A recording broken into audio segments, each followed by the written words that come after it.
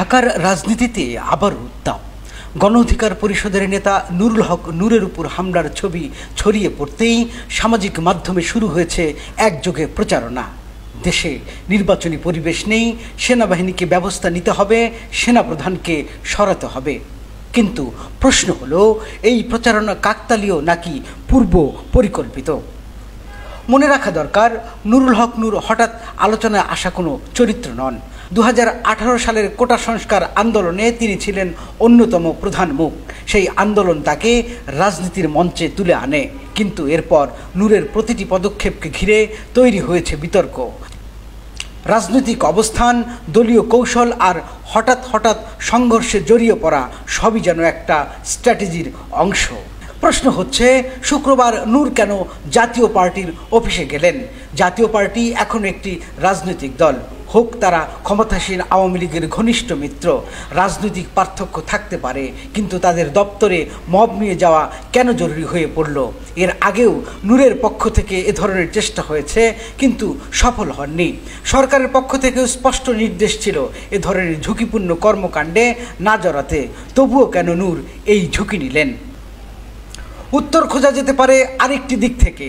নূর আহত হওয়া মাত্র 1 ঘন্টার মধ্যেই এনসিপির নেতৃত্ব, তাদের ঘনিষ্ঠ অনলাইন অ্যাক্টিভিস্টরা একযোগে প্রচার শুরু করে। বার্তা একটাই, দেশে কোনো নির্বাচনী পরিবেশ নেই, সেনাবাহিনীকে আওয়ামী লীগ মুক্ত করতে হবে, সেনাপ্রধানকে সরাতে হবে। এজন্য পুরনো কাসুন্দি আবারও গরম করা হলো। ঠিক একই দিনে নির্বাচন কমিশন ঘোষণা করে বহুল প্রতীক্ষিত নির্বাচনী রোডম্যাপ। ফেব্রুয়ারির প্রথমার্ধেই হবে ত্রয়োদশ জাতীয় সংসদ নির্বাচন।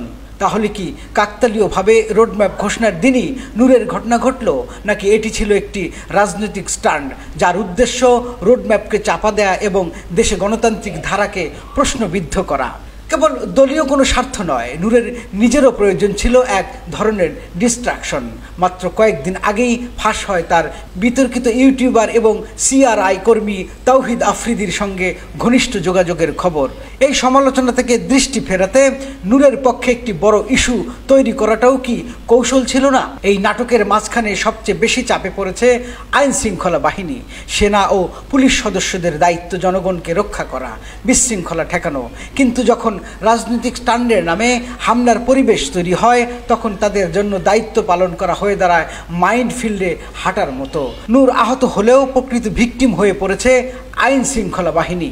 তাহলে নুরুল হক নূর কি আসলেই ভিকটিম, নাকি নিজেই তৈরি করেছেন এই নাটকের মঞ্চ? প্রশ্ন রয়ে গেল, নূরের এই ঘটনা থেকে কে আসলেই লাভবান হলো, আর ক্ষতিগ্রস্ত হলো গণতন্ত্র, নির্বাচন আর রাষ্ট্রের আইন শৃঙ্খলা বাহিনী?